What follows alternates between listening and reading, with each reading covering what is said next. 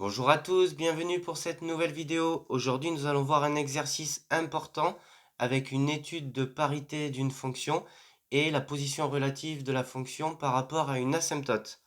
Alors, la première question, ça va être de déterminer l'ensemble des définitions de cette fonction. 1/4 de x plus ln de x plus 1 sur x moins 1. Donc, la première question, on va chercher le d de f.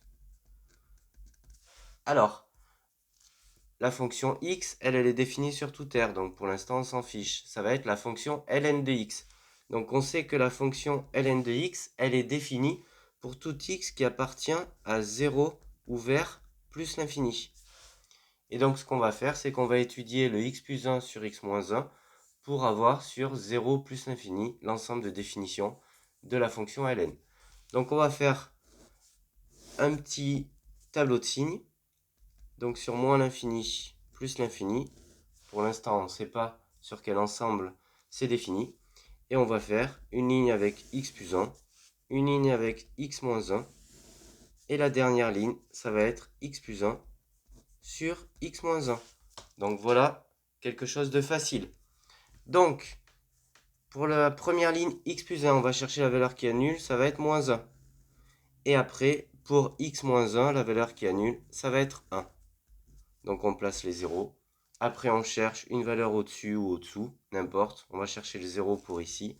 0 plus 1, ça fait 1. Donc c'est positif, plus, et moins de ce côté-là. Et on va chercher une valeur en dessous du 1 ou au-dessus du 1, n'importe lequel. Donc on va prendre par exemple une valeur au-dessus, 2. 2 moins 1, ça fait 1. Donc positif, négatif, négatif. Et donc maintenant, par fraction, le 0 qui va être au numérateur, ça va rester 0.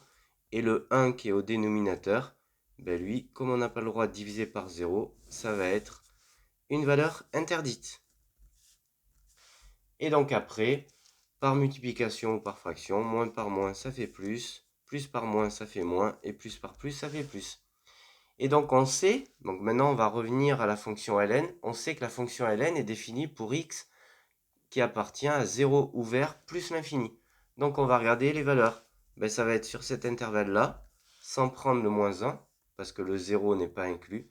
Et ça va être sur cet intervalle ici, de 1 à plus l'infini, en sachant que le 1 est forcément exclu.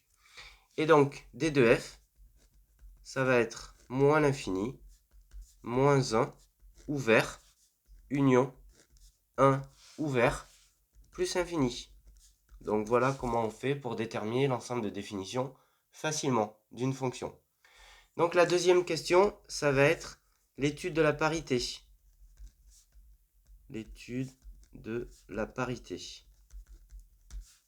de f. Donc, pour étudier la parité de f, il va falloir faire f de moins x. Et regarder ce que ça donne. Donc on va remplacer en fait x par moins x.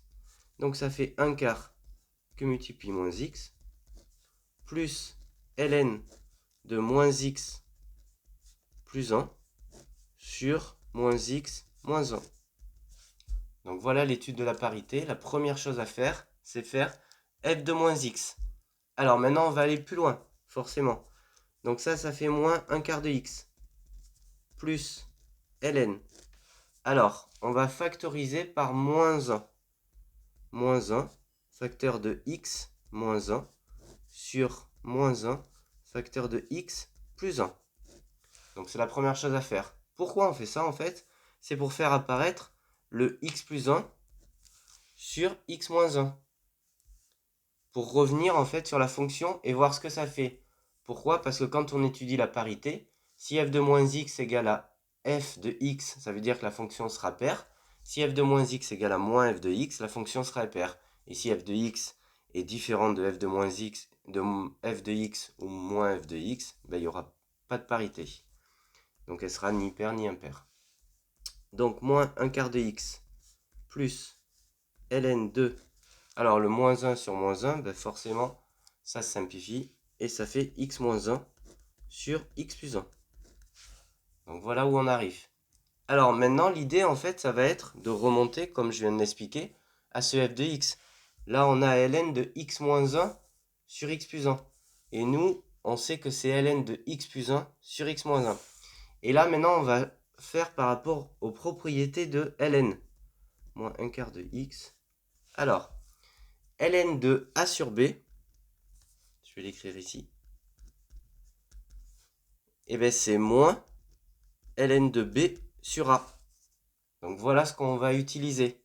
Alors pour en être sûr, on va juste faire les propriétés. Ln de a sur b, c'est ln de a moins ln de b. Et moins ln de b sur a, c'est moins ln de b moins ln de a.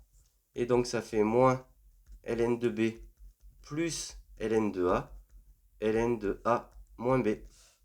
Et donc en fait ça fait la même chose. Donc c'est bien ce que je viens de dire. Donc ln de a sur b, c'est moins ln de b sur a. Et donc en fait on va pouvoir tourner la fraction. Ça fait moins ln de x plus 1 sur x moins 1. Et ça on se rend compte, si on remonte au f de x, que en fait il y a moins 1 quart de x moins ln de x plus 1 sur x moins 1. Donc f de moins x égale à moins f de x. Donc voilà, on vient de déterminer en fait que f est impair.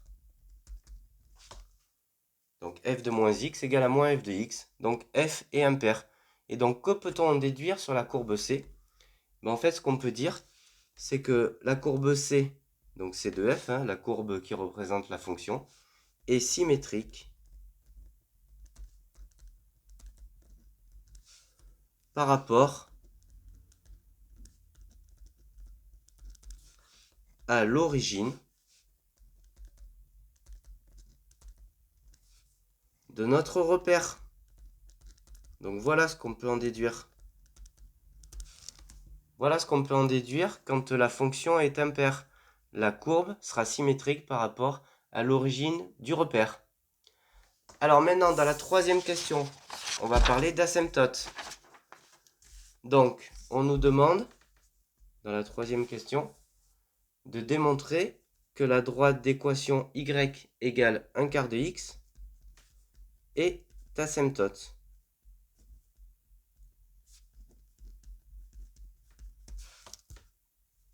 Alors, première chose à faire, ça va être de faire, on ne réfléchit pas, quand on nous demande de démontrer qu'une droite est asymptote, on fait f de x moins la droite, moins 1 quart de x. Et donc, une fois qu'on a calculé ça, on fera la limite en plus l'infini ou moins l'infini, selon ce qu'on nous demande. Et si ça tend vers 0, ça veut dire que la droite sera asymptote. Donc on va faire f de x moins 1 quart de x.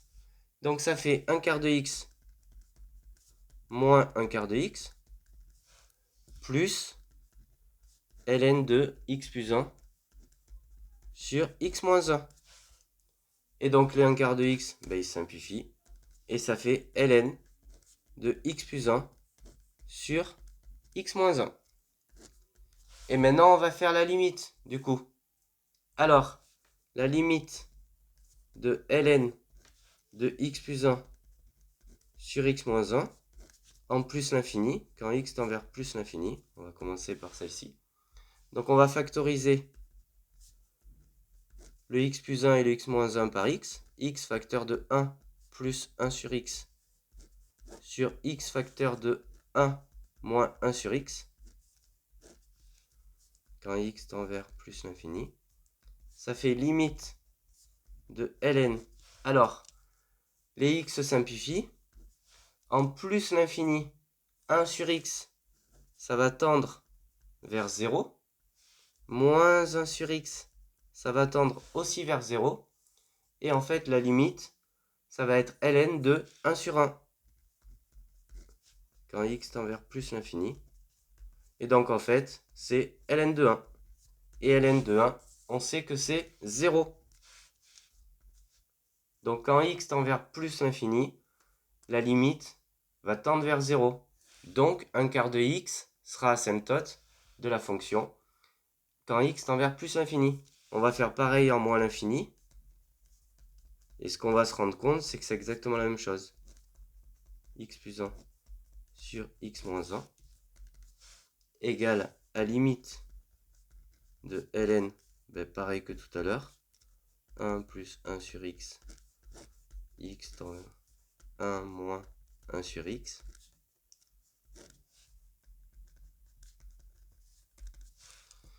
Donc ça pareil, ça va tendre vers 0. Ça va tendre vers 0. Et donc ça fait limite de ln de 1 sur 1 quand x tend vers moins l'infini. Et donc ça fait ln de 1. Et ça tend vers 0. Donc, on répond à la question. Donc, y égale 1 quart de x. Et asymptote à C de f, la courbe qui représente f, en plus l'infini et moins l'infini. Donc voilà comment on détermine une asymptote. Je vous rappelle, on fait f de x moins l'asymptote quand x tend vers plus l'infini ou moins l'infini. Et si ça tend vers 0, eh bien, la droite sera asymptote. Et donc la dernière question, c'est l'étude de la position relative de C de f, la courbe qui représente f, par rapport à delta, qui est égal à 1 quart de x. Donc l'asymptote qu'on vient d'étudier, qu'on vient de déterminer. Alors, c'est pareil que pour déterminer qu'une droite est asymptote. On fera la différence, f de x moins 1 quart de x. Par contre, au lieu d'étudier la limite et que ça tende vers 0, on étudiera le signe de la différence. Quand f de x moins 1 quart de x sera supérieur à 0, ça voudra dire que f ou c de f est au-dessus de la droite asymptote de delta.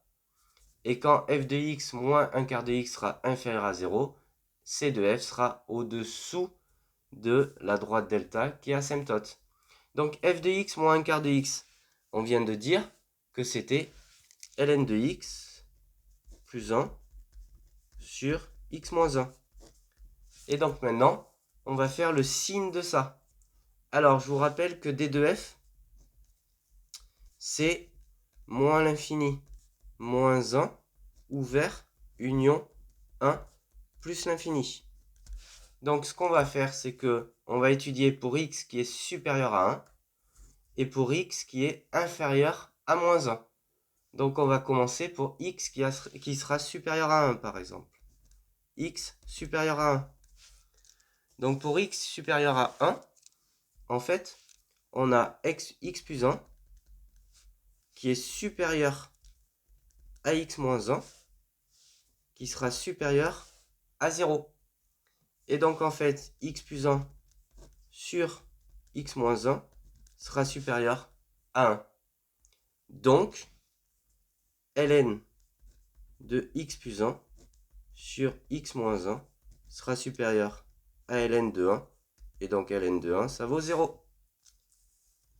Donc, pour x supérieur à 1, f de x moins 1 quart de x sera supérieur à 0. F de x supérieur à 1 quart de x. Donc, C de f au-dessus de delta. Delta qui vaut 1 quart de x. Donc voilà comment on fait. Et maintenant, on va faire pareil pour x inférieur à moins 1. X inférieur à moins 1. Ce qu'on se rend compte, c'est que x moins 1 inférieur à x plus 1 inférieur à 0. Et donc, x plus 1 sur x moins 1 sera inférieur à 1. Et donc, ln de x plus 1 sur x moins 1 inférieur à ln de 1 qui vaut 0.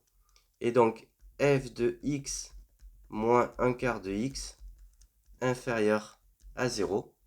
Donc f de x inférieur à 1 quart de x. Et donc on répond, donc c de f au-dessous de delta, qui est égal à 1 quart de x. Voilà comment on étudie la position relative.